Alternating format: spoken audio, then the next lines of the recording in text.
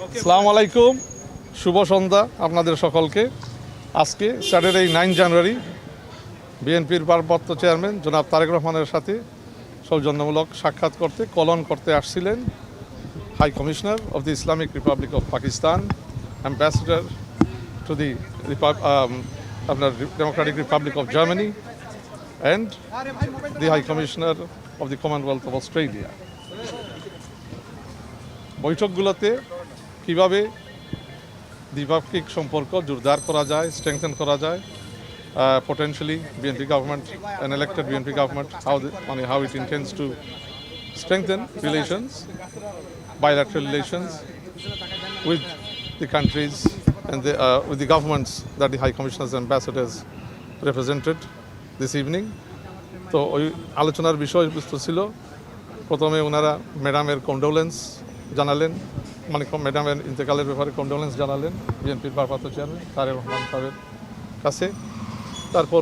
তারপরে কীভাবে মানে কিছু এক্সচেঞ্জ করলেন, মতামত, ভিউজ, চেয়ারম্যানের ডেভেলপমেন্ট প্ল্যান নিয়ে, বিএনপির ডেভেলপমেন্ট প্ল্যান নিয়ে কথাবার্তা হয়েছে, কীভাবে trade, investment, cooperation, people to people cooperation বাড়ানো যায়। তো এইগুলো নিয়েই আলাপ হয়েছে। আগামীতে বিএনপি সরকার গঠন করলে বিএনপির ভারপ্রাপ্ত চেয়ারম্যান তারেক রহমান সাহেবের নেতৃত্বে অনেক কোন ধরনের পদক্ষেপগুলো নিবে বাংলাদেশের ইকোনমিকে ইমপ্রুভ করার জন্য, কিভাবে তার আন্তর্জাতিক নীতি নির্ধারণী, পররাষ্ট্রনীতি নির্ধারণ করবে। তো এইগুলো নিয়ে এক্সচেঞ্জ এবং একটা কুশল বিনিময় হয়েছে অত্যন্ত একটা কোডায়াল অ্যাটমসফিয়ারে।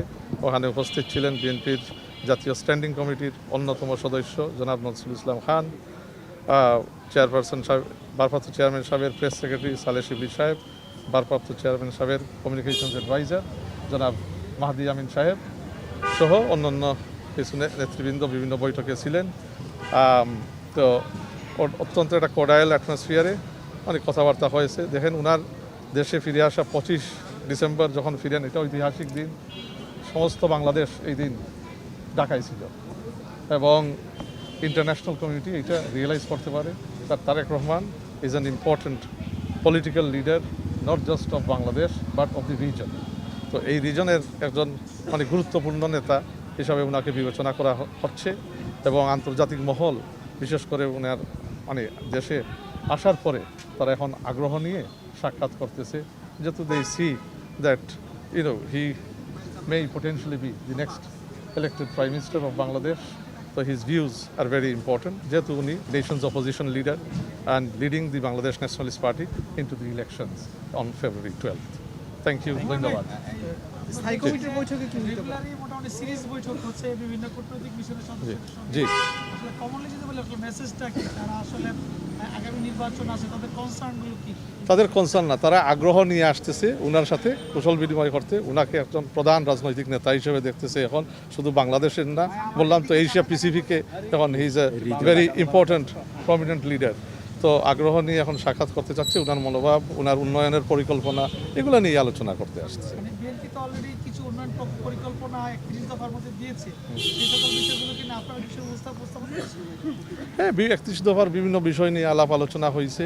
তো এই উন্নয়নমূলক পরিকল্পনা বিএনপি আগামীতে সরকার গঠন করলে কি কি পদক্ষেপ নিবে, কোন জিনিস, কোন পলিসি প্রায়োরিটি দিবে এবং কীভাবে দ্বিপাক্ষিক সম্পর্ক গড়বে। নির্বাচনের বিষয়ে তাদের কোনো পর্যবেক্ষণ আছে?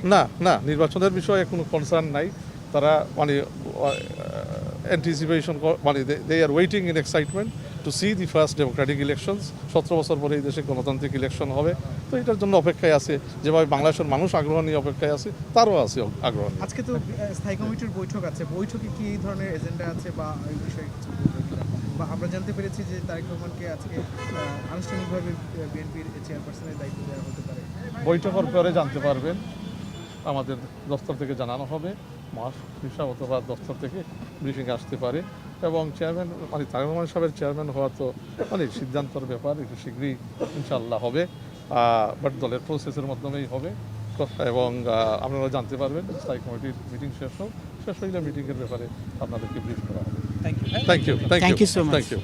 Thank you.